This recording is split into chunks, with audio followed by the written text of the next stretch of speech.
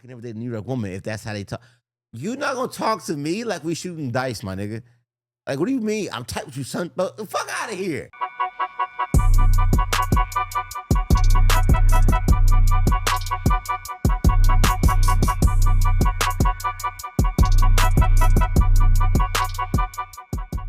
Welcome back to another episode of the Mike Murphy Show. I'm your host, comedian Mike Murphy. I'm here with my man, 100 Grand. John Grimes. New episode, new week. Still ashy. Yeah, no, you're not really ashy. Okay. Well, you wouldn't know nothing about ashy. Bro, I probably wore lotion 4 times my whole life. And you know why I wore it? I only wore it in the summertime when I had shorts on. Hey, yo. So it could like slick down my leg here so it wouldn't look like I got a fro on my leg. That's the only reason. You got like Armenian hair? Yeah, I guess. Once it go, like now, I ain't gonna lie, I'll take the clippers to it, trim it down, but I don't shave it like no nair shit, like no butt naked shit. You talking about your legs?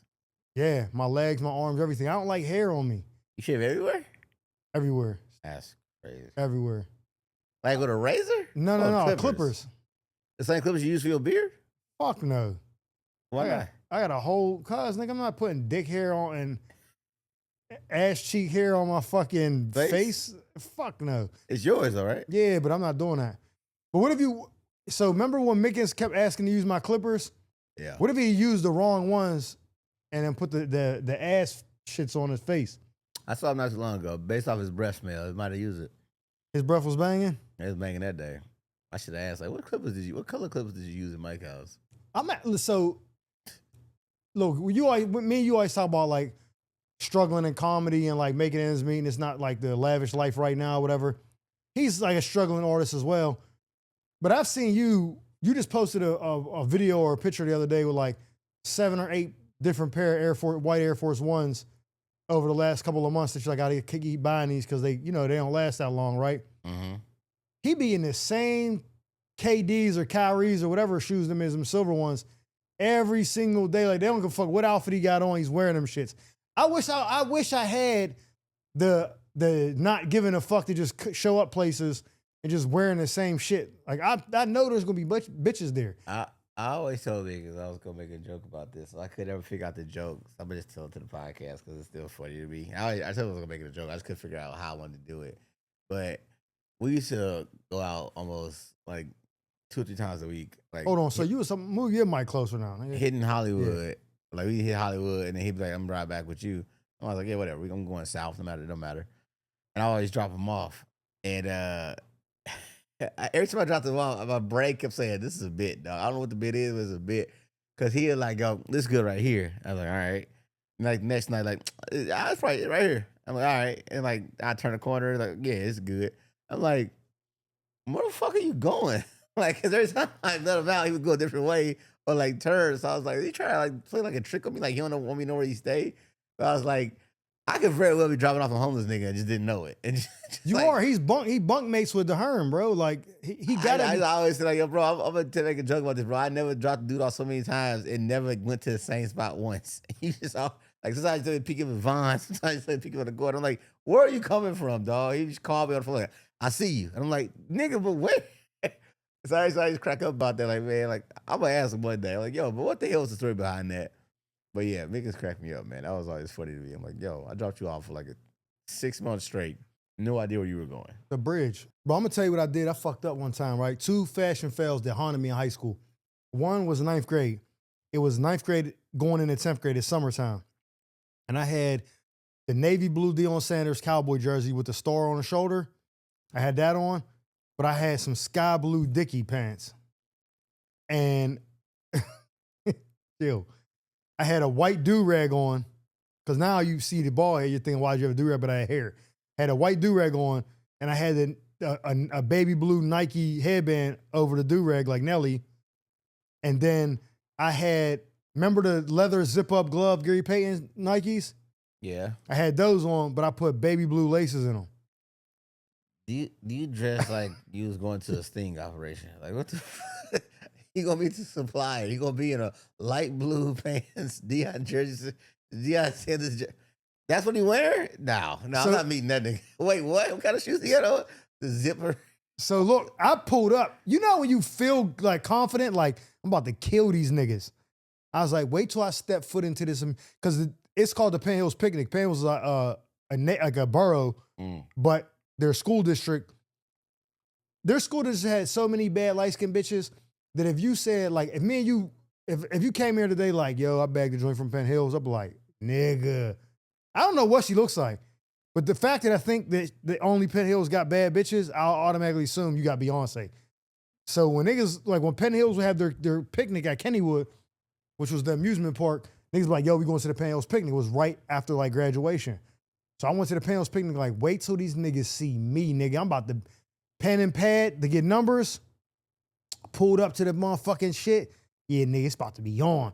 Walked around for like 20, 30 minutes. I ran into the backup quarterback from our football team, a nigga named Brett Acey. I seen him, what's good, Brett? He's like, nigga, what the fuck you got? Yo, look at this nigga dumbass pants. You got on powder blue dickies. Hey, look at this stupid ass nigga. Niggas started roasting. Nigga, I immediately do-rag off the Nike headband in my pocket, took the strings out of the shoes and just zipped them up. No, I kept them in. I just zipped them up so you couldn't see the strings and was like, I can't do nothing about the jersey or the pants. It just got it. But all the extra shit is drawing too much attention. Powder blue dickies is insane. But they was hot because around that time was like Jay did the Best of Me video with Maya and she had that North Carolina jersey on. So like the blue dickies, niggas was wearing with Timbs and like a white tee and shit. They was passing on that, but not with the Dion jersey. I don't know what the fuck that was about. I did that shit. Niggas cooked me. And I was like, and then the other part was 8th grade going into 9th grade. Them same New Balances you was talking about. I had them I think they're called 974s. The one with the end on the suede ones that come in all different colors. I had those joints, but they was gray suede with the white end. Yep. Had those on. I had some like blue jeans on, like some dark blue jeans. I don't know what brand. And I bought, and I get this from my dad because he can't dress from shit. He wears like this, all this like gaudy bullshit. I got it from him. I had this yellow silk button-up shirt on, and it had all these different color pool balls all over it. And I wore that with the blue jeans and the gray New Balance, the fucking yellow shirt. And I came to the block, and niggas was like, you look like you about to go play your numbers. The fuck out of here with that lottery outfit. Niggas started roasting me on the block. I went, and this is outside the play, nigga. I'm outside with a silk pool ball, but nigga, I look like an old nigga, son, with New Balances on. And they was like, you ruined the New Balances. You look like Tim Allen. Nah, bro, I looked at like one of them old niggas. Like one of them niggas you see sitting like second or third row at one of Tone shows that be like, man, we just came out to have a good time. Skip over us, OG. No, I don't know, man. Dressing is weird. I feel like now, though, I've only put on like one outfit or two in the past year or two that a girl actually commented on. And I was like, interesting. I didn't give a shit about that outfit, but it just was less grungy, I guess, or less, it was a cleaner look. They wasn't used to seeing you like you gave a fuck. And I was like, that's funny. But then I realized that I haven't worked a fucking office job in 4 years now. You got mad dress clothes? I had hella suits from the bank. I had like 4 or 5 suits. And they were like not bank suits. It was like suits that I happened to wear at the bank. Yeah, so you could pull up. I could wear those suits probably still right now. If you wanted the chocolate Sundays with one of them suits on, niggas thinking you just booked a gig. Yeah, like bro, like my comedy show was called Suited Comedy. Like, I remember that. We dressed up to work, like to do shows. Like I always thought, like I don't know why people don't dress up anymore for comedy. It used to be a thing, but people. I watch a special now. That's half the reason why I don't think half these specials are specials. The niggas will come out and like some shit you can wear to go hoop. So if you got a special right now, you get okay, boom, let's do this. Late night for sure is gonna be a suit. But that's different. You can't just go out there with anything. You gotta wear that. Bro, look on YouTube, bro. These for real, niggas is wild. Anything. Shirts. I think that nigga Mandel went out there and some bullshit on. Niggas come out there and like they literally coming out like they coming out the fucking porch. And it's like, I don't know, maybe my professionalism or like my ability working in different settings before. I'm like, yo, you gotta treat something like it's something. Yeah, you gotta have you gotta care about yourself. Like you gotta like look like presentable. Like your mama would say something about it if you didn't. Hey mom, I'm going on TV tonight. It's my outfit. My baby gonna wear on TV, national TV, mom. In that, yes, ma'am. Get back in this house. Like, imagine what people would say to you if they thought that that's how much you value what you about to do. I don't know what he was wearing, but I'm just saying, like, I can't remember, but I know I see him wearing. He looks like he be on some bullshit a lot. I remember Ron he's funny, but he looks sloppy. Ron Funches had a suit on. for his late night set, and I remember thinking to myself, like, yeah, that makes sense. And like, I'm not to white comics might be different about that. They might wear whatever the fuck they want, but like, if you're a black comic, fashion is half the battle with us. All right, like, so we manifesting it. Just now today, they posted Kevin Hart got renewed for season 2 of Funny AF. Next season, you get booked, right? We putting that into the atmosphere right now. You get booked for Funny AF. And I'm not saying just you, not me. It's because I don't know why, but I really don't give a fuck about that. Like, I don't think I should be on that yet. Like, I'm not there in my career yet, so I'm not worried about it. Gotcha. But you get it next year, right? You make it all the way to the finals. And we're going to say you win. Every taping, are you wearing a suit? Or are you only going to wear a suit if you make it to the last round? Oh, now if it's just the finals of a competition, that would just depend on But you on TV, nigga? Oh, I think you should dress super nice. But not a suit. I don't know if it could be a suit or it could be a variation, combination of well, it. nigga, I'm asking you, nigga. I'm not talking about what I'm going to do. I'm saying you. I would look a hybrid type outfit, like so like a dressy top or a dressy bottom, but like the shirt looks like really, really nice. Like I would probably scout hard. I would probably get into my stylist game and go, yo, I want something that looks like, I'm not trying to look like it looks super nice, but it is super nice. Like you got to know it's nice to know it's nice. Like that kind of shit. But then when I go to the special, that's dressed up for sure. Suit. Yes. Like it's going to be the suit or the outfit. Like you call it there. Like, oh. You know what you might wear and win just because, like, you know, I'm not saying those competitions ain't based on talent because Ron won. He was funny as fuck. There's a portion, yeah. But there is other aspects where you can, like, lean on you could tug on people's heartstrings by, Ron's I'm in a van, I'm working at an ice cream shop. That had to help. You know what I'm saying? Tugging on the heartstrings is a big deal. It's a personal connection now. Yeah, America's Got Talent. They're like, yeah, my dad died. I'm here doing this for him. The minute you get on the show, if America's Got Talent, they say, how you doing? Hey, tell us the worst possible thing that you can say about yourself. I got cancer. They're like, nigga, you win. So you go out there, you wear the dashiki like Learn More or one of them African niggas, and then you just play like, yeah, I might get it here from my country as a boy. I'm doing this for my country. And they're like, they're flies were on our head. We would go days without eating. This is why I'm doing it. You're gonna need a story one way or the other. I mean, I don't know if that I could sell that one, but like I could easily, I mean, the angle of this stay-at-home dad, lovable dad. Who doesn't love a lovable dad? So like I feel like that's a portion of it. They didn't really bring people's family into it too much. But those people didn't let they had kids or stuff like that. So they get this season, they wanted to mix the dynamic. Ron ain't got no kids. Usama ain't got no kids. Yeah, Caitlyn so like, ain't got no kids. None of them niggas had kids. Exactly. They got time to win. You got a lane, yo. You got. That's all I was saying. Like, yo, I have to cut this part out so niggas don't. You know what I mean? I know, right? But like, no, like like even when I did America's Got Talent auditions, that's the first thing the producer email sent me back. Like, I love the dad angle. Oh, after when we went up there? When I went to audition for that, like she's like, yeah, speak on that because like that'll help your case. So whatever happened with that? Because I went with you when you did it. They chose like 2 comics. Who? A girl. Because I didn't see anybody out there that night. No, I don't know if that girl was even on our show. I think she was. No, I don't think she was. I think I saw her name on a list, but maybe I missed her. But like Luz. And then Willie Mack was the only 2 comics that actually said they actually made it onto the show. But was Willie Mack on the same show as you? No, he didn't audition that way. He went to the Pasadena shit. So I don't know if he already went there or what. Wait, that's where you went. No, he went to the Pasadena Hall, where they did the production. The one after you.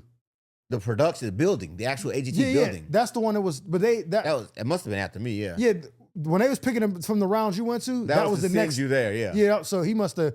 Agent must have. He must have went around. Self-tape or some shit. He didn't do Pasadena Ice House though. That show, it was 20 of us. He wasn't on that. Yeah, list. no. But like, I think they picked that one girl. She's a foreign girl. Yeah, that's what I'm talking about. Luz. Like she's funny too. But like, those are the 2 that I know actually made it to that season. And it's like, all right, well, if I'm gonna lose anybody on audition shit, you gonna lose Willie Mack all day long. Like Willie Mack, if you go into something and he there, you have to walk back out. I'm about to hit this nigga up, right? Cause so check this out. Your boy that I was telling you about. Remember you said Tori's boyfriend? What's his name? Cass? Oh, yeah.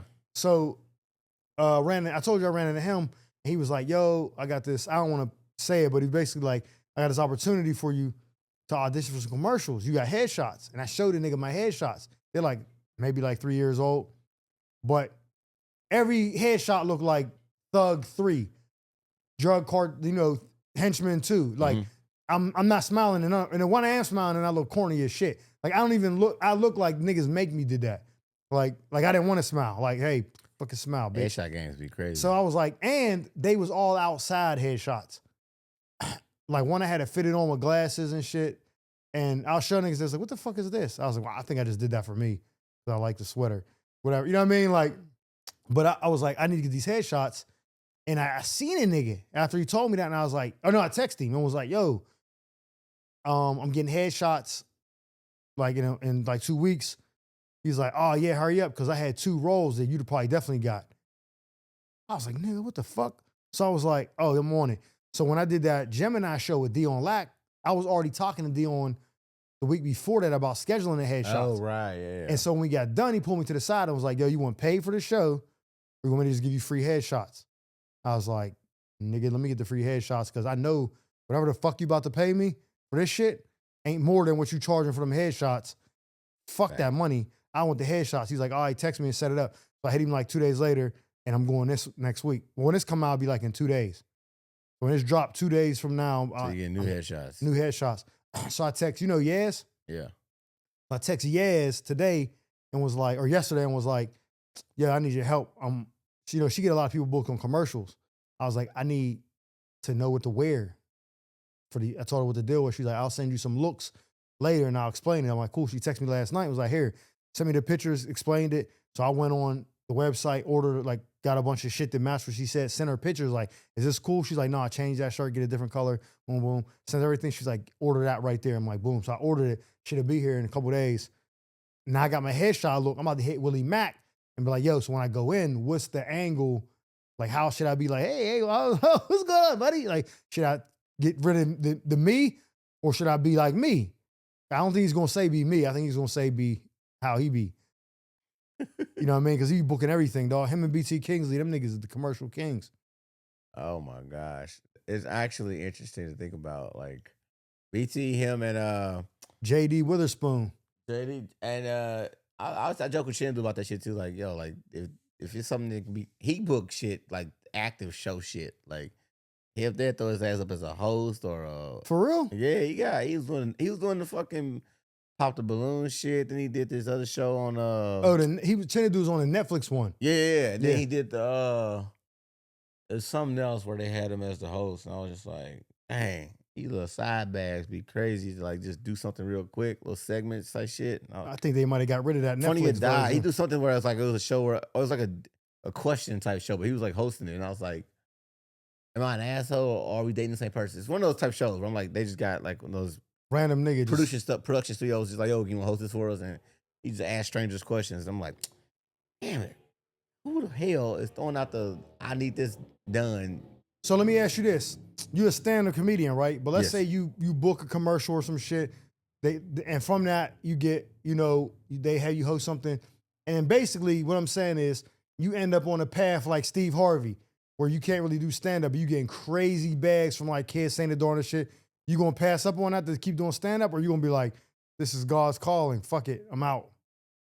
I'll do stand-up whenever I can, but it ain't gonna be my priority because I'm on all these little big shots and all this shit. Well, I think the challenge for me would be is that long term, I only probably have the desire to do stand up. Like, if I had to act long term, I would start to feel like it's a job, and I would go back to job John, which is whatever X number year it is. I'd be like, oh, not passionate about here it. we go, clocking in again. Like, because filming and TV shows look dope, but from the 2 times I filmed, It's work, nigga. I was there at like 8. We didn't get on to film till like noon, and then I left at like 3 or 4. And I'm just like, people do that every day?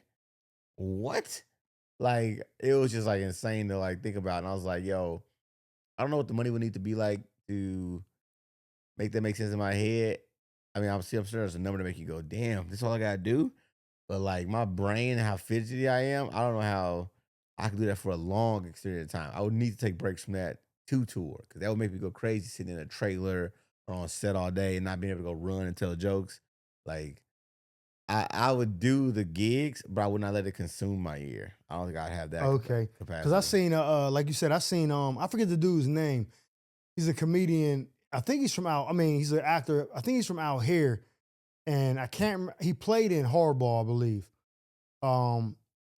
He be on that podcast with AD. Anyway, it don't matter. But he said he was doing some independent film, and he said he was on set. Got there like 6 in the morning and shit. He said it was like 4 or something in the afternoon. He ain't did shit yet. Makeup, all that, even in his trailer, all that. He sees niggas starting to push shit back on the truck like they leaving. And he's like, oh shit, am I here on the wrong day? Like looking at his phone like, no, I'm supposed to be here today, whatever. People packing up shit. He say some nigga pull up in a McLaren, white dude, jump out, Louis Duffel. What's going on? Nah, we ain't getting paid. We supposed to get paid. It's been weeks. Like, nah, we're not fucking keep working. How much you said he just start handing niggas cash. You, how much? How many weeks? How much are you? Boom, boom, boom. I'm gonna just pay you right now so we can get this out of the way. How much I owe you for the whole thing? Say, film, let's go. Action. Niggas went right back to work, but he said he waited there all day. And somebody was in the comments, your man, what's his name? Gerald Beeman. Yeah. He was like, I would have paid them and then fired them all because they seemed like they was there for the wrong reason. And I was like, nigga, what the fuck is you talking about? These niggas ain't, they're not actors, they're not comedian, like, they're workers. This is a 9 to 5, like a job to them. Oh, the workers did that. Yeah, like the videographers, like the cameraman and shit. Like the crew just hadn't got paid in weeks. And they were like, okay, we keep getting like the cold. But basically, dude was saying, this nigga was in his trailer for hours and didn't shoot shit. And was like, nigga, what the fuck is going on? Fat Joe said the same thing when he did Night School with Kevin Hart. He said he would be on set 6 o'clock in the morning, wouldn't start filming until 8, 9 at night. He'd be like, yo, why the fuck did I have to come here so early? Yeah, I think that's the part that I think would be like frustrating. And so kudos to all those guys that film a lot that can handle that. I would think that money will make you obviously be patient enough. For my mental freedom, I would have to have a balance of stand up in there like consistently because if you film somewhere where you can't do stand up that much, oh, I'd lose it. I'd fucking lose it. Yeah, because I was thinking about that. Like for them couple of months that I was touring, every weekend with y'all,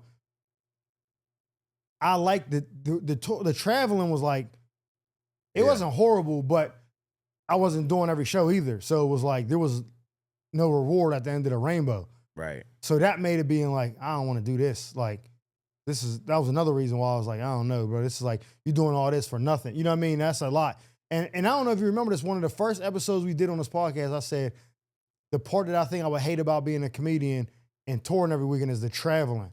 Like, I'd want to be on a tour bus. Remember, I think I said that? Yeah. He was like, you want to be on a bus earlier, just get on a flight. I'm like, all that shit. And then once I started doing it, it started to get easier, and I started getting a system, bought an iPad, watching movies, everything is, I'm starting to get in my flow. But doing all that every week, it's like, so when Tom would be like, yeah, I'm taking a break. I'm chilling this week. You'd be like, yeah, I see why. That shit is a lot. Yo, I'm tell you what, man. Checking, he still be getting issues at hotels sometimes. Like, oh, we don't have your room ready. Like, nigga, what the fuck? It's a lot of stuff that makes you and I think to me it's still it's on a different tier of like than obviously Tone's tier, but like to travel, reset your brain, readjust to the location you're in, calibrate the dialogue, how people are, familiarity, faces from the club, you gotta go back and reset to, and then still perform for an hour. 5 times or more in a weekend. It's like, yes, people probably think like you get paid for 5 hours, but you make X amount of money for doing that. Yeah, but all this other shit's included. The travel, the sitting around all day like you on set, basically. Yeah, it ain't just all that money ain't just for 5 hours. Like, yeah, like people, but to them they think the work hours involved is that, right? But like ultimately, it's so many more factors. Just hanging out after the show, saying hi to people, pictures, like everything's included in the experience. And let's say I do it good on the show, like Chocolate Sunday or something like that. And people come out and it's like, maybe if it's 250 people in that show, 20 of them might come by me and go, oh my God, you're so funny. Right? And I got to go thank you and all that stuff. Imagine you the headliner and 300 people walking out.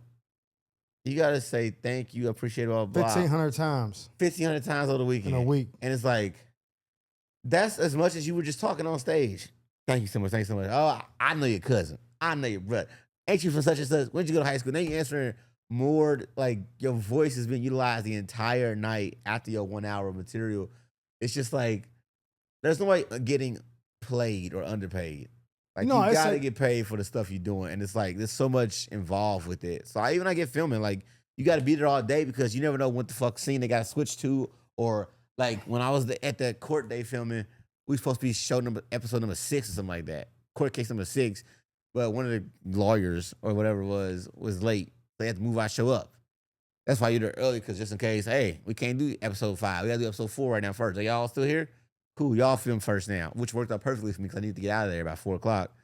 If I would have been episode 6 for real, I'd be late picking up my kids. So I was like, dang, I didn't realize how much filming work goes. it's crazy. It's a commitment. So randomly, I got a question. Seen this on the internet. Somebody offered you choice A or B, right? A is you get $1 million right now, tax-free, walk away, no strings attached. Or B, you get $10 for every layup you make for the rest of your life.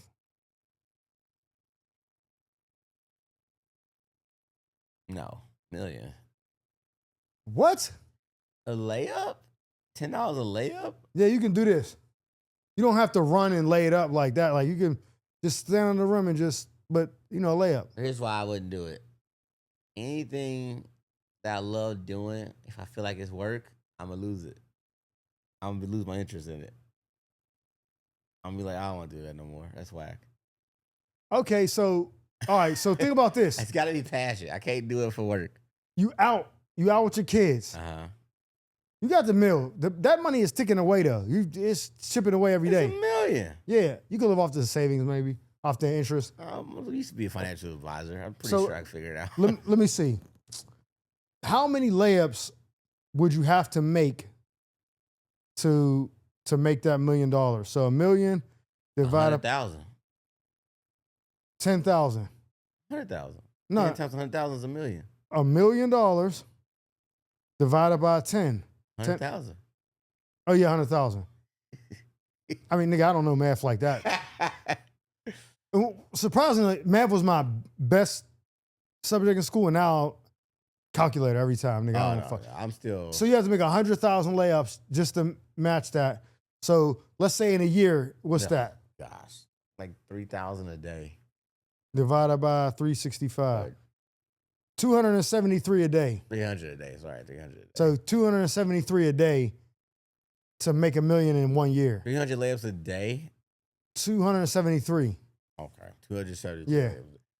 A day. Every day. No days off. For a whole year straight. That's just to make $1 million. This is for the rest of your life. No. Like you sitting there at the barbecue, real quick, make 100 of them. You got a stack. That would eat me alive. I would hate basketball after that. For real? Yeah, because I'd be like, it's a task now. It's my job. What's your job? I gotta make layups. So what if it was 100 a shot? A layup. No, I'm taking my $1 million flat. Nigga, you I have know no too much ambition. now, bro. Give me the $1 million, I'm out of there. You can't make $1 million work? I mean, I'm greedy. Not greedy, but I see this like I want more. I know that because there's no limit. Here's the thing. When you see these people, right? I seen interview Little Baby there, right? And he said, I'm gonna work till I die. Like till I can't physically work no more. All right. Somebody was like, what do you mean? You're rich? He's like, nah, because you got overhead, you got employees, you got cars, you got a lifestyle you gotta keep up. And I thought about that, right? Like if I gave you $1 million right now in your account, unless you do something else with it to make it generate more money, every time you swipe it, it's just like it's getting closer to zero. Right. When we have a business, you're like, oh, this 100,000, I got this. I get another 100,000 next week too. It just keeps coming in. So you get low, it just replenishes. Right. But you also operated without the $1 million too and surviving. Yeah, but you're still making money. Like there's no finite number that you're taking away from. That's why when people get these businesses, you think like, yo, you sold your company for $250 million, an app or some shit. Why don't you just hang it up? And they're like, nah, niggas, as soon as I go to fucking the south of France and spend $100,000 on vacation with my family, I'm thinking like, damn, that's $100,000 out of the money I got. I got to figure out how to make more money. So it's like my fear would be, not fear, but I would be like, I wouldn't like seeing the number getting lower because I've been in that situation before. I would like you quit your job and you got, let's say $10,000 saved up. You quit and the income coming in is slower because you're doing comedy or whatever. And then you're like, oh, I had to pay my car note, then your rent. And then now it's like 9,000, fuck, 8,000, 6,000, fuck. I would split the $500,000. I would split half and put it into a fund. The other half, I mean, the other half. I could not make $1 million go away that easily. I'd make it'd be fine. I think you don't. I'd probably survive with the interest, honestly. But what's the interest on that a year though? Like 12, we put it in. Let's say I got my returns at 12%. 12%. That's the average for. That's $60,000 a year. I could live off $60,000. Not when you want to fucking the Audi R8, nigga. You can't live off no $60,000 a year. I still got liquid. You're buying that. I got liquid. You're buying that, nigga. I got $500,000 liquid. So you. I would invest 500, keep 500 liquid. 100,000 going on the R8, sure. Gone. I got 400,000. $150 going actually, because you're gonna get the new one. It's like 150, 160. I might get 2020. Yeah, but it's still gonna be like 160 because you're gonna get the top joint. All right, so I lose 150 to so my you have Audi. 350 now, liquid. 50 for the hose. Of 300 now. Damn. I got 300 left. No house, nigga. R8 in front of it. 100K on the house down payment. Should turn it to about a 3K monthly. What the fucking house you gonna get in LA for $100,000 down payment? Yeah, down. $1 million house? No. That's 10% down. You need 20% down. First time home buyer, you need 3% down. He gonna get an FHA loan with $1 million. See, that's what I'm talking about, nigga. I'm good money though, bank. You gotta lend it to me. I buy that rate down too, so I get a decent rate. Let's say I got 100,000 down on the house. So now you're down 200. Down 200,000. I got 100 for the house, 50 for the hose. 50 into the house. It's 150 now. Now down 150. That shit's gone in a year, nigga. 50 to the fam. That 100's gone in 6 months. So I got $100,000 left to go to Prize Picks, and you're losing that in a month. I'm flipping. I'm betting on Caitlin Clark. Caitlin Clark over 5 3-pointers. You see the Knicks 1-5. I thought they was gonna take it to the. I thought the money involved would make them want to win that shit in New York, but why you think? So that makes me think it's not rigged. Cause I was like, they're definitely gonna lose this game. They was down by 16 again. Another fucking super crazy deficit. If the Knicks were gonna win no matter what, a lot of money could have been bet on everybody thinking that it was gonna go 6 anyway. So you think that the people bet on the? They hedged on everybody believing it was going 6. That's a good. It's almost like the misdirection of a joke. It's like you think it's going to end in New York. Cool. You think San Francisco's going to win? So put that 5,000 down on Spurs tonight, then, bro. You got it. Yeah, you're right. Spurs gonna lose and put 5K on that. Matter of fact, make it 10. We gonna party in New York on Tuesday. Sounds good. Everybody do the exact same thing you did, but relative to their own 10K. I put 100 down on Spurs. Spurs got to win this game. We definitely going back to New York. Fuck it, take my 100. You lost. I didn't do it, but I'm saying that's the equivalent. It ain't 5K. Oh yeah. 100 to me is a ridiculous number. Yeah. I ain't put 100 on one fucking game. But yeah, so like, it's all relative, but like, that money moving like that is crazy, but it makes sense. So you seen Wemby on it just got up from the press conference on some crybaby shit? He hate Americans. He always walking away from us. He said he don't like American girls, neither too aggressive. Well, that's fair. I wonder if he was talking to them bitches from New York. Have you talked to American girls? Yes.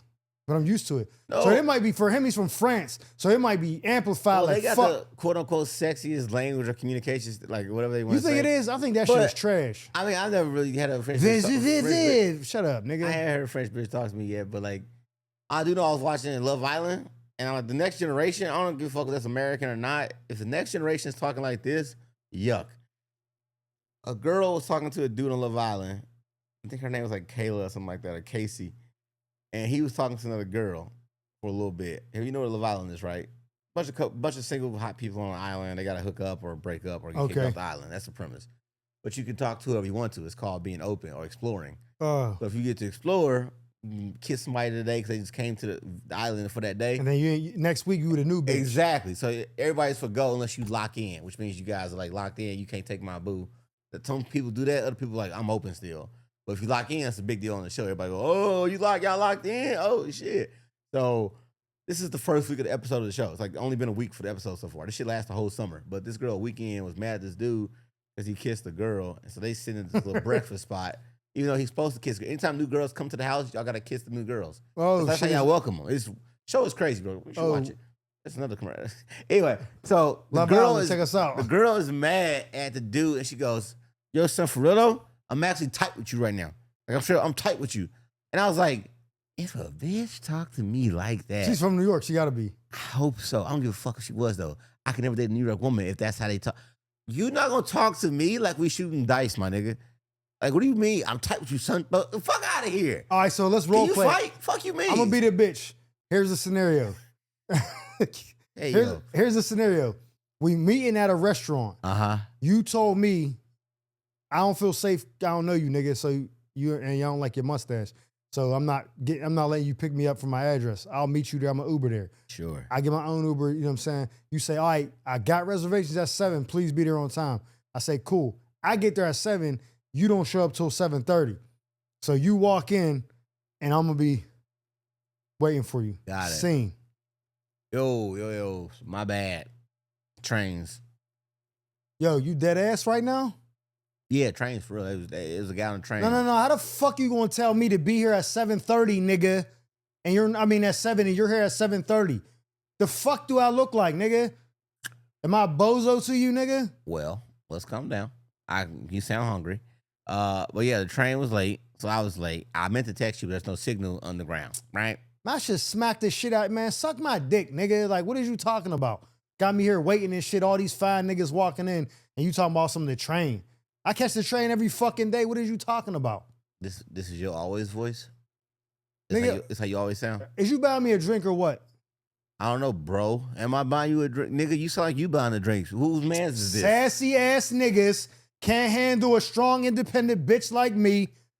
Bitch. You's a fucking mama's boy. I want to see your pants. Do you want me to fuck you, nigga? That's what you want? It's fruity ass it's nigga. Giving dude. It's giving and a it's little giving, bit dude. you're a bitch. Yo, so at this point, I realize now that you're an aggressive woman. But can you fight? Because this is crazy. Like, what are you doing right now? Oh, lady? so you gonna put your hands on a woman? You sound like a nigga. I'm fighting the nigga in you because you talking crazy right now. Oh, that's how you Tell feel? that nigga to come outside. It's in you. We're going to exercise that demon right out. Sir, ma'am, mer, who the other fuck it is? You can't be that tough. I just spit on you. That's what that was? That's a headlock for sure. It's not even fucking close. I'm dragging you out. If you get spit on, that you should be able to smack the fuck out of her. You could, the mush is for sure. There has to be. I'm not saying punch her. That might be a bit much. I can mush you. A mush, not a backhand because there's bones back there. That's the bones will leave. You're going to jail.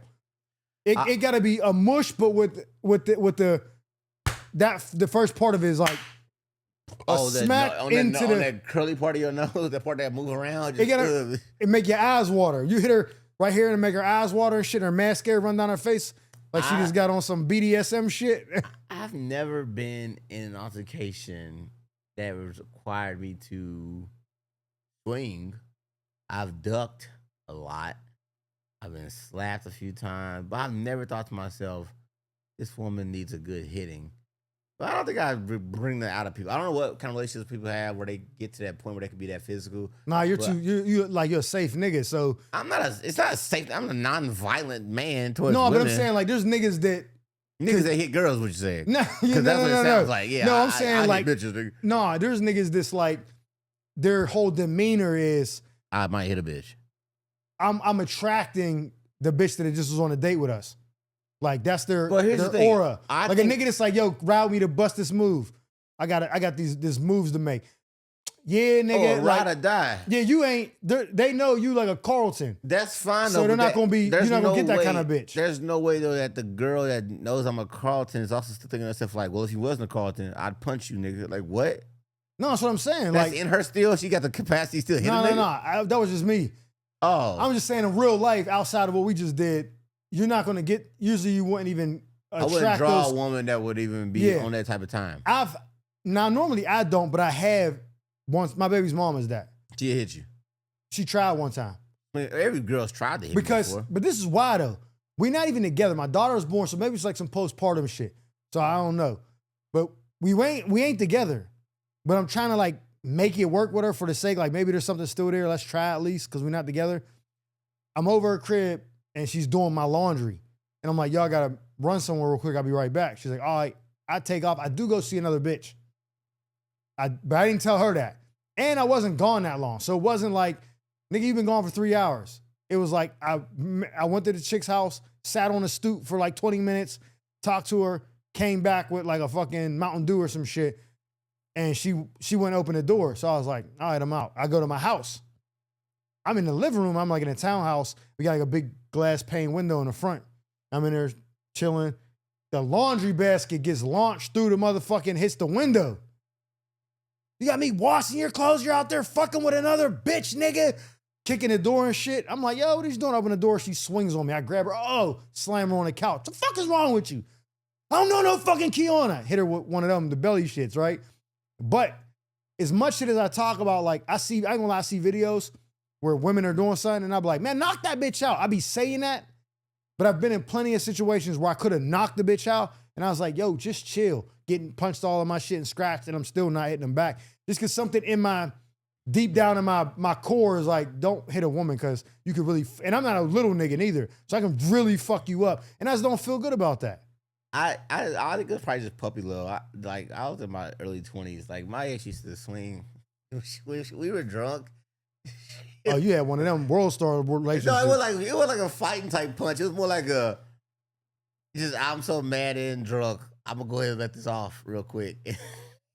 I'm like, what can I say? It's nothing. I eat those. Like she used to hit me so fast. Like eat those Scooby snacks. This bitch just hit me again. Like it was funny looking back. So I was like, yo, this is actually crazy. I didn't think I'd ever get hit before, but she was heavy handed though. That's the only part I couldn't like. Yo, those slaps would even hit a little bit. I'd be like, damn, that slap hurt. Getting slapped out of my sleep was the only time I actually said, hey. Nigga, if we now that's you're not held accountable for nothing because you don't know what's going on. That was insane to slap a nigga out their sleep. Like the slap woke me up. I was like, yo, if you get slapped out of your nigga, if you get slapped out of your fucking sleep, nigga, I might kill you. Yo, it feels like a Three Stooges, bro. She slapped me out of my sleep. I look up, it's just my phone open with my messages. I'm just like, oh, you got jammed up. Check this out. I'm jammed up. It's a news flash. With the news and the flash, like I see the light open my eyes. I see the second light. Like the slap was the first light. Like everything. And then the iPhone screen, just the iMessages blinding the fuck out of you. And I'm just like, listen, why is that open? Nigga, listen, you slipping, nigga. When I lived at the other crib on La Cienega, right? It was a townhouse, so there's two buildings. We stay in the back building. We got the neighbors is next to us. The front building, they're on top of each other. Like there's one unit on top, one unit on the bottom. The house next to me, is the same layout. So we're top. We have upstairs and downstairs, both. So our first floors are the same and our bedrooms are the same. So our bedroom is right against the bedroom on the other side. And I'll be asleep and my girl be like tapping me and I'll be like, what? She'll be like, listen. Hear the bitch next door. What the fuck, nigga? Going off. I'm like, oh shit. He's like, shoot. Wham, wham, wham. I'm like, oh, he's beating her ass. Nah, he's getting his ass whooped. Right? Then I'll be like, I'm going back to sleep. I got work in the morning. She be up listening because she work from home. She don't give a fuck. She's listening and shit. She's tuned in, ear to the fucking wall and shit. This bitch is beating this nigga the fuck up. Get kicked out and shit. The next day, she sends me the ring camera. Because our ring camera faces right on their front door. The nigga coming out holding all his clothes in his boxers and shit, 3 a.m. and shit. She keep going through this nigga's phone. He's fucking mad bitches. And she keep catching this nigga. And he's gonna got no lock on his phone or some shit, or she know the code. This is like the 4th or 5th time. My girl loving it, right? Then we see them fighting in the back of the house on a ring camera by the garage and shit. She's whooping this nigga's ass. I'm like, oh, this shit's crazy. We was calling them, instead of Love and Hip Hop, we was calling it Love and La Cienega. Right? That was an inside joke between me and my girl, right? So I'm doing a show with G King and Malik B, right?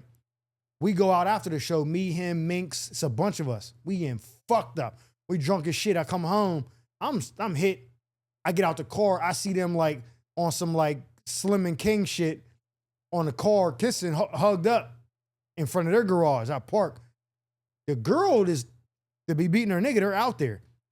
The roommate lied because they were roommates, 2 girls. The boyfriend used to be over there. The one roommate lied because she was sick of it and told the girl, like, the neighbors are complaining about how loud y'all being. Put it on us. We ain't never complained. She was like saying, like, yo, they came to me complaining. Y'all got to keep it down. Instead of her just being like, yo, bitch, chill. So when I get out the car, she's like, y'all just want to apologize so much. Like, my roommate told me, you know, she told you and your fiance that I was like, bitch, we ain't complain. I got snitch. I ain't say shit to her. Man, my girl ain't say nothing either. She's lying. She's mad at y'all. We ain't say shit. We be watching y'all on the Ring camera. We call y'all Love and La Cienega. Now I'm just running the tape because I'm drunk. They're like, oh my God, I'm so embarrassed. I like, yo, can I give y'all some, how old is y'all? She's like, I'm 24. He's like, oh, I'm 23. I'm like, yo, let me give y'all some advice. I'm the unk nigga. I'm the OG. She a good woman? He's like, yeah. I'm like, is he outside of this nigga fucking mad hoes? Is he good? I love him, but I said, yo, treat her right. Stop putting your hands on him. Because one day he gonna black out and beat the fuck out of you. Chill. Don't put your hands on him. Either leave the nigga or just cry in the car. But stop hitting him because he gonna black out one day and knock your shit loose, and that's gonna be on you. I'm like, yo, my man, stop fucking all the hoes or stop getting caught. You can't be doing the wrong, you know what I'm saying? There's a right way to do the wrong thing. What you doing, my nigga? And these niggas is looking at me like this is the most gem-dropping, ghetto, toxic relationship advice I ever got. And I go in the house and I tell my girl what I said. She's like, you fucking snitch. She's calling, why the fuck that? She's going off. I'm like, man, shut up, bitch. I'm going to see him drunk. But they was getting it on. She be whooping this nigga's ass every fucking weekend. What do you make of the availability and the willingness of both sides, males and females, to help cheat? What do you mean? Elaborate. So the girls, right? Let's assume that this dude was in a relationship with this chick for a while and he fucking multiple hoes, right? Yeah. What do you make of the girls that are like, I'm down to participate, even though I know you got a girl? And then on the side of dude, I think we could probably answer the dude side of it. But like, if girls supposed to be on girls' teams, why do girls fuck over girls by fucking they dude? Bro, that's not, girls are only girls when it benefits them. What do you think is a facade? Yeah, so here's another thing. If me and you about to go out tonight, right? We going to a club and you like, yo, how does fit look? And I'm like, take that bullshit off. Nigga, put this on. You ain't gonna be like, why would you say that? You either just change or you be like, nah, nigga, I'm wearing it. That's it. That's the end of it. Girl come out, she look crazy dressed. First episode, how do this dress make me look fat? You been fat, right? The girl's not gonna say that. Oh, bitch, you killing it. You look good. They not gonna say nothing to her because they don't communicate like that. They just want to go along and get along. They go with the flow and shit. You ever see them videos where like the dude's trying to talk to one girl and the friends are interjecting even though the girl's interested? The girl, if I was talking to a girl, like she's talking to me and you're like, nah, he ain't interested. I'm like, if you don't back the fuck up, nigga, fuck out my face. I'm not letting you fuck this up. Them bitches be letting their friends fuck it up because they're followers. So they don't say shit. So that girl shit is only when it benefits them. As soon as it don't benefit them, it's not. And they be catty. Because if she can fuck that dude, knowing he got a girl, that makes her feel like she's the better bitch. He got a woman, he's still coming to fuck me every night. They don't know each other. You know what I'm saying? Now with dudes, we just don't care. As long as we want out of it, we don't give a fuck what you go home to your nigga. I don't care. That's less shit I gotta worry about. I think the good chunk of men are hitting these chicks with the idea of, hey, that's pussy, right? I'm just trying to get some pussy. But I do think there's a small percentage of niggas. I don't know if it's a small percentage of niggas that's like, I want to fuck that nigga's bitch. Oh yeah. And to me, that means you want to fuck that nigga because. Whoa. No, dog. Hey, yo. What would make your obsession about that man strong enough that you say, I want his bitch? Which means that you want something that he gets joy out of. Okay, so like, it seems like your obsession is not with the woman then. It seems like your obsession is with the man. So let me propose to you this. If there's two bitches that Drake can fuck, one of them is just some random bitch from the 6. Oh, I just want to fuck you. Bad bitch, but just random bitch. And the other bitch is Kendrick Lamar's wife. Right. Who do you think he's going to choose to fuck? He only pick one. I think the psychology is, that's the point I'm making, is that if he willingly said, I want Kendrick's girl, then that means he has a fixation on Kendrick. No, it's not. Especially if she's not the better option. But he's not wanting to fuck Kendrick. He wants to fuck Kendrick over. Like he's like, he want to have one up on him. You said the same word together twice. Yeah, I fucked your bitch, nigga. It was fuck Kendrick both times. That's what Tupac told Biggie. Over at the end. Fixations, bro. What are you obsessed I about? fucked your bitch, you fat motherfucker. Like, we're territorial. You know, in lions in the wild, pimp when they fight. culture is strong, right? Like, my bitch is my bitch in pimp culture. But with the You know pimp the culture, game, brother. Your bitch chose me. Pimp culture is we're getting past pimp culture in the sense of like, everybody ain't got 10 hoes no more. Everybody ain't got gold Cadillac, gold rings and Cadillacs and all that. Like, you just regular dude. You got a hoe too. You got your girl, whatever. If a grown man is sitting over there thinking to himself, I'm gonna fuck his bitch, he is thinking about that nigga more than he's thinking about the bitch. I mean, yeah, but not in a sexual way. I think it's like like, you know, in a wild, when lions. What's the line between sexual and not sexual? No, because sexual is like, I want to fuck her because I want to feel like closer to him. That's some gay shit. But if he's like, I'm fucking her because fuck that nigga. You know what I'm saying? Like, this nigga think he got better cars. I fucked your bitch, nigga. You don't see the weirdness in that. No, because think about it. In the wild, right? I seen a video. This is what made me think about it. This lion was with his bitch lion, the lioness, and their cubs. Bitch lion. And another lion, a nigga lion pulled up and tried to like walk up to the bitch, and the husband fucked him up right away, like without hesitation. Right. And in the caption it said, "This just isn't two lions clashing. This dude is defending his whole legacy because what happens is that big lion will come and kill them cubs, and it makes the bitch lion want to have more kids. Yeah, new pride. And now that he did that in front of the bitch, she don't want to fuck that nigga no more because he pussy. So now he gets the pussy. So that's his way of like, so we're territorial just like lions. It's like, nah, this is my bitch, nigga. I'm gonna fuck you up. You're not taking my whole lineage, nigga. Okay. But again, he obviously can't catch you in the act of doing it. It's just the idea of the nigga wants to do it. Right? Nick can't catch, Drake can't. So you think there's a weird obsession with I think being after a particular guy's anything? That is my point. I think that if you have an obsession or a desire to want to fuck a dude's girl strictly because it's that dude's girl, then you are obsessed with the nigga. But is it sexual? It could be. That's what you think it is. I think there's a minor part in the back of that nigga's brain he needs to talk about to himself and figure out why you will be fixated on a particular target. Now, what if you do this? We'll just use the same example. Drake fucks Kendrick's wife. No disrespect, Kendrick, it's hypothetical. Because I'm out here in LA. I don't want you pulling up on me with doing all that shit with your feet and your hands.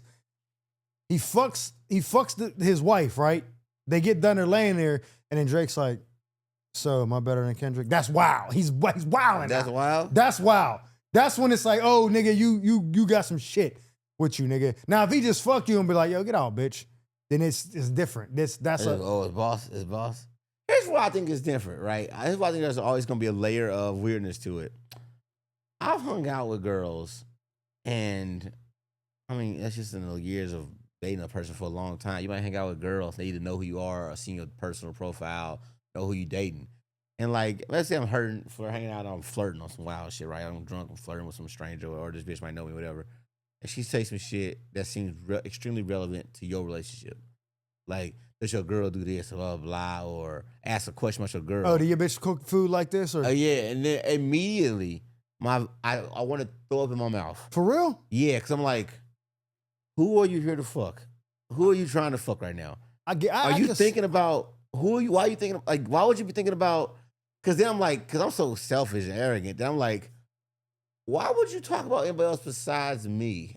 That's already off-putting. But the second part of it is, why would you choose the next closest person to be to talk about? Like, that's weirder. Now you put it like that. What are you thinking about in your own mind? Okay, yeah. Now that you put it like that, it's like, why is the focus even over there? Yeah. I get it. They verbalized, which made me authenticate it. But like, if they don't verbalize, but they just was like hell bent on doing this, and you're like, hey, you really, really after that? What you really, really after? But they don't never have to say it. But like, to me, a part of you has to acknowledge, like, nah, something's driving you. All right, so tell me if this fits into. So tell me if this fits into what you're saying.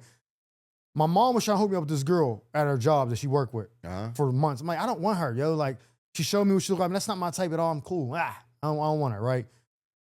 Then this dude that, when me and my girl were breaking up, like 2 or 3 times we broke up, she goes and fucks with him. And I'm like, why do you keep going back to this nigga? So I already don't like this nigga because of that. Like, what the fuck? At this last time we break up, in the story, the part that I'm telling you about during this time, she's back fucking with this nigga. And I'm like, oh, whatever. My friend tells me, oh yeah, this girl, yeah, she works with your mom. That's his ex. I'm like, huh? So basically the bitch that my mom been trying to hook me up with, unbeknownst to her, is this nigga's ex. And he wants her back as bad as I want my girl back that he's with. So I go and fuck her. Now wait, what if she was trying to fuck with you because she knew who you was? She didn't know. My mom was trying to introduce her. She didn't know nothing about it. And I just kept playing her because I was like, she's not my type. And then when I found out who she was, I begged her. I was like, Mom, hook me up with the girl. Don't mention my ex. Don't mention shit. Just be like, oh, I told my son about you. He said he's interested. So me and her started talking, and I started like pulling the information out of her without letting her know I knew who it was. And I'm like, oh, so how long you been single for? She's like, oh, a couple months. I'm like, oh, what happened with your last relationship? He did this. And now she's giving me all the tea on this nigga, like, because she don't know I know who she's talking about. And I'm like, And so one day I went over her house. I parked my truck in her garage, like in her driveway. So she was like, he'd be driving up and down the street to see if somebody's here. I was like, oh, okay, I ain't worried about that. I got a gun and all that. And I parked my truck with my custom plate, because we both do the same line of work, in her driveway. So when he drives past, he was like, this nigga's over my bitch's crib. You fucking my bitch, I'm fucking your bitch. Does that fit into what you're saying? Or is that slightly different? I think there is a portion of that does fall in line with the desire to stick it to the man. So there's a pause in there. There's a little bit of AO. And you hitting that There's shit. a little AO. It seems like it's a normal fuck, but it sounds like halfway through that fuck, you thought of that nigga. All the way through it. No. Crazy. Cut to commercial. That was wild. Real quick. That's the point. So, but yeah, okay. But it wasn't like I'm fucking her and being like, yeah, nigga, you see this. Like, it ain't that. But if you walk by, you'd say that. Got him. And we got him. Hey, move it. So hold on real quick. I meant to bring this up earlier. I thought about it. Did you see that big ass nigga that had that Spurs, that Rodman jersey on, was beating all them Knicks fans up? Shout out that dude. I'm glad somebody stood up to them fucking New Yorkers. You know who you remind me of? Donkey Kong. His arms was dumb long. He was wild big. He was just punching on niggas. New York took an L at that. Yeah, everything else has been successful for New York, but that New York's fans took an L from the start. They beat the one nigga up, the white boy, for no reason. Attacking random kids. That was corny. That was lame as fuck. Yeah. So they was already catching L's, and then they caught the right one. Any nigga you see with the Rodman Spurs jersey, no wife beater under it, nothing underneath nothing under it, no cotton barrier, the nigga's a maniac. There's a certain hue of Negro that, like a certain color of Negro, you should know that nigga has a extra oomph about his nigganess. And that nigga was the perfect color of nigga. God, that nigga, that's when you say, homie got the one-hitter quitter. That's the one-hitter quitter homie he's talking about. That nigga right there go anywhere by himself all the time. That's what he used to that. That's what that dancing, that groove gorilla nigga should be doing. Instead of dancing with food. Shark bite! Oh. Fucking weirdo. That's what he should be doing. He should be knocking niggas out that's trying to bully Spurs fans. And I fucking hate the Spurs. But I seen that. I was like, yeah, that's what y'all niggas get. A lot of respect for that. Because that was a lot of niggas in one city. The most populated city in the country. And for one night, they had no Goliath. Nigga, the cops was scared. The cops was like, just come on, bro. Calm down. They had no Goliath. That nigga was like, I'll take all of y'all. Niggas started running. You know how crazy it looks when you run and then the multitude moves backwards? The entire multitude, he moved the crowd. Like when you put a magnet on like other metal and you push it and all this I was like, yo, that's embarrassing, bro. At least stand there and like. He didn't give a fuck. I was like, this nigga's an Avenger, the dog. Niggas that was swinging on was running after they swung. There was little niggas. I like that's crazy. I know New York got some way more Busta Rhymes built niggas that could have been like, yo, nigga, we could get the fair one. We could get the fade. And then the tried to walk up at the end and he was doing some head. He was gyrating some shit. Nigga turned around. Wow. He was like, never mind. Ain't worth it. Yeah, he was doing some shit like once the cops came, he knew he was safe. But even then, he still was like in a danger zone, nigga. But realistically, niggas in the hood don't leave the hood. So wherever he was, he's probably a nigga from the hood that left the hood to go to New York to watch the game, maybe something like that. He probably a nigga from New York, honestly. Because I'm going to be honest. If you from New York and you're not a Knicks fan, that's kind of like a violation. Because unless you're like a Nets fan. No, that nigga Bill and Q, he was not from that state. But think about this. He's from the South somewhere. But his actions was very New York-like. You see niggas doing some shit like that on the subway. So he had like New York behavior, but with his, He just had a Spurs jersey. Maybe the nigga grew up in like Staten Island. Maybe he live in New York now, but he born in Texas or South Somewhere. And it was like, I can't work for my cousins for the summer or some shit. Y'all can't get game. Biscuit and gravy somewhere. I want tickets off radio. Came to the game. Like it's definitely some John Henry shit going on with that nigga. Hey, y'all fixing balls. That nigga, yeah, definitely from life. That nigga from like yo, he did his thing though. I got a lot of respect for that because if you're gonna be clipped up online, if that's your clip up. That's a W for life. Did you see both angles when they showed the aerial angle too? No, but like, bro, like. So nigga, they had a sky cam. Like that's what they was calling it, but it was really just a nigga on another level. High level. With the camera like this, right? The crowd moving really looked like the magnet in the metal shit. Cause you could see like it was up high. So you see like dots everywhere and niggas just waves of people, just wherever he goes, it was just like putting vinegar and oil and shit, dog. Like oil and water just moving the fucking crowd out the way. I'm like, this nigga. It was corny. It was corny. Like, you can't jump somebody like that after y'all already winning for the night. Like, it was W's all the whole season, like, or a whole series. Like, what are y'all attacking Spurs fans for? Going the egg at Wemby's head was weird to me, too, though. You said what? Going the egg at Wemby's head. Oh, I ain't see that. Cracked the egg open off the nigga Oh, head. that's why he walked out of the press conference. I can't say anything about that. He's wilding. They was that wild. Nigga that was beating all them Knicks fans up. You think that Chud the Builder would have told him he was chimping out in his face? If he had that Glock on. Nah, but he tried that and this niggas got shot. He got shot himself. But think he would try to a nigga like that? Because I think he'd be trying it to niggas. No, every bully picks a target. Because them niggas that There's no Chud bullying was at random. Them niggas that Chud was like talking to. Most of them niggas was like either like laughing, like I don't care, you're not gonna trick me out of my position, or some of them was like, yeah, all right, you got that gun, like. Them was the kind of niggas that ain't. That nigga right there don't give a fuck about nothing. No. Chuck at him like, if you touch me, yeah, I don't give a fuck. Wham! He would have knocked that nigga flat out. But I don't think he would have approached somebody like that. I think he know what niggas to do that shit to. Everybody knows what people they should try that shit with. And it's the same kind of person. They scouting. Just like niggas obsessed with other niggas' bitches. And that nigga's like, I know what kind of people won't give me action. Yeah. They've seen it long enough. They've been bullies probably their whole life. He know exactly what kind of person, avoiding eye contact, sheepish look. But that nigga, he found the big joker on that last one. I still don't know what they'll happen with that exactly, how he shot himself. That don't make sense. Yeah, I think, because I'm gonna keep it a buck. I ain't really dig into it, but initially they said the dude was doxing him, looking for him, the black dude. Was like waiting to get this confrontation. Like, you know, niggas be like, when I see this Chud nigga, that's what I heard.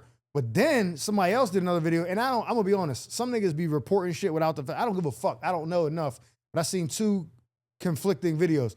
One dude said, no, that nigga was there for child support, which already was crazy because it was a black dude, so that was already kind of like stereotypically believable. Like the nigga was there for child support court, came out because Chud missed court earlier that day and came back for some shit. And that nigga was leaving court, interaction happened, and dude just wasn't with it.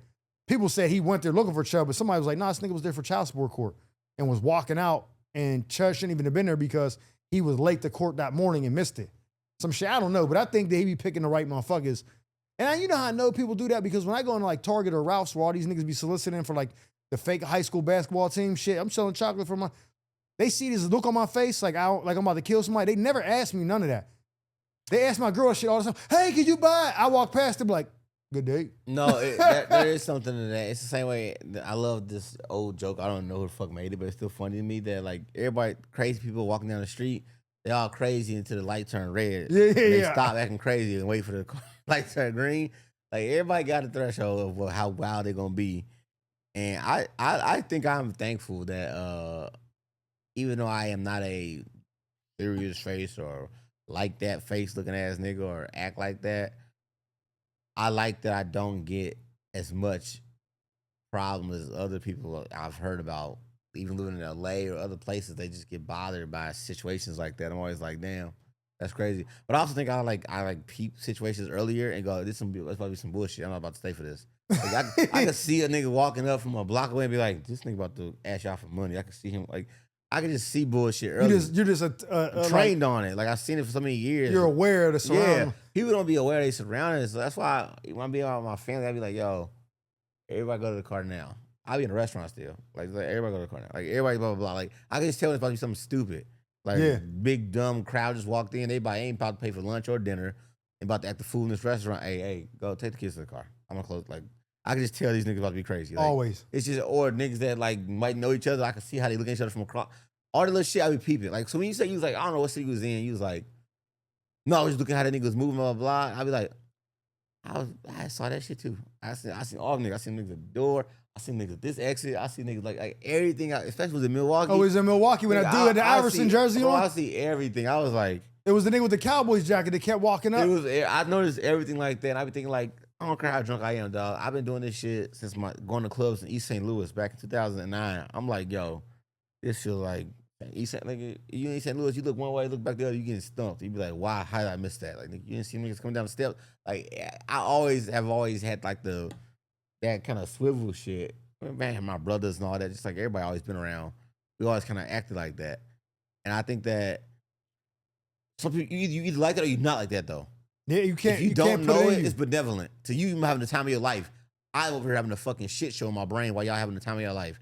A nigga. That's what I'm saying. Sit down, man. You look like my security. I'm like, nigga, I can't turn this off. Like, yo, last time I was in Nashville, my friends was like partying so hard. There was 6 niggas 12 feet away from us, sitting all like this, watching us dance the whole night. And I'm just like, yeah, nigga, they're robbing us as soon as we get out of the parking lot. Bro, I was like, this is y'all want to keep dancing? Everybody want to keep dancing right now? We all gonna keep okay. All right, wow. I can't dance for shit now. I'm like, these niggas is I don't know what the opportunity they're waiting on.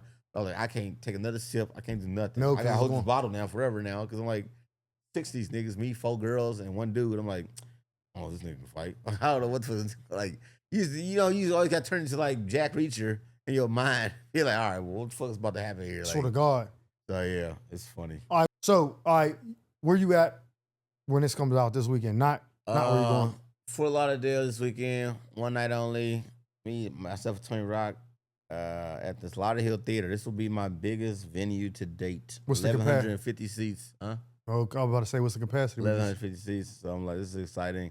After that, I am July, all my kids' birthdays. So I might be in like New York and July 29th, I'm in Oklahoma City, one night only Bricktown Comedy Club. Then Nashville, August 5th. I gotta do more promo for Nashville. I gotta get that shit going.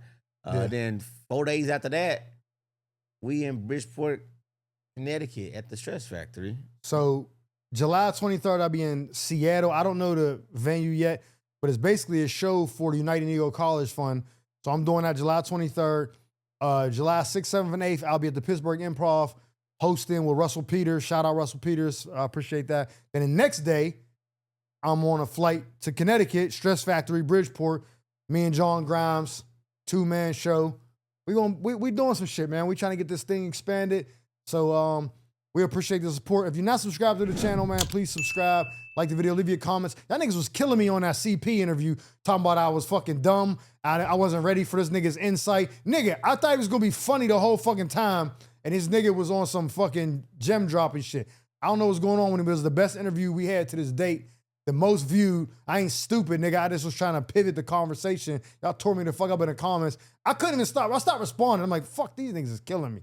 Calling me dumb as shit. I'm like, nigga, what the fuck are y'all talking about? Then it was like, the one chick was like, I'm only here because of John and CP. He wouldn't let the co-host get a word. Nigga, hold on. She said the host would not let the fucking co-host get a word in. I could tell he's in awe of CP because that's one of his influences, won't be returning. I was like, you fucking bitch. I was fucking mad. I saw that one and I screenshot it because I could not believe that a sentence in there included, I came for John and CP. And I was the first name she put. I said, what? You seen it, right? I said, yeah. I said, me? I want to come and go, me? You I was came for me? screenshotting about to send it to you, but I was so mad. I was like, fuck this nigga. He'll see it. I was like, ain't no way you came for me. I was like, come on. She's now. like, won't be returning. Come on now. I was so mad. Wait, is she called you Ebro Jr.? Yeah, that's what she called me. That's what she said. She said Ebro Jr. That's a burner account. You know what? That's why shout you. You know what? I ain't gonna call you a bitch. I'm sorry. That's good. That might be that nigga. Young girl nigga. I appreciate that. You kept me on my toes. That was a good one. I ain't mad. You're not a bitch. It was I very apologize. thorough, man. She was very she put a lot of emphasis, the thought into that caption. That was. I got so mad. I wanted to be like, it's my show. I wanted to start saying dumb shit that I don't even. It's our show, but I just wanted to. I was so mad. She said something like, this nigga wasn't talking. I don't want to just be like leaving dead air and shit. But then I watched it. I was like, I did do most of the questions. I was like, but I didn't like the fact that she said it like it was fucking Chappelle in here. And I was like, oh my God, we finally got him. Blazer? Like, nigga, what the fuck, nigga? I know this nigga. I see this nigga every fucking week. What are you talking about? I'm not fucking enamored, nigga. Shut up. But she got me, so. That was a funny. Shout you out. I'm at the pin out. That was a good one. Try the algorithm up. Hey, hell yeah. We got some good guests coming up in the next couple of weeks, man. Today is just me and Grammy, so we hope y'all enjoyed the episode. We'll see y'all next week. Thank you for tuning in to another episode of the Mike Murphy Show. I'm your host, comedian Mike Murphy. I'm here with my man, 100 Grand. John Grimes. See y'all next week.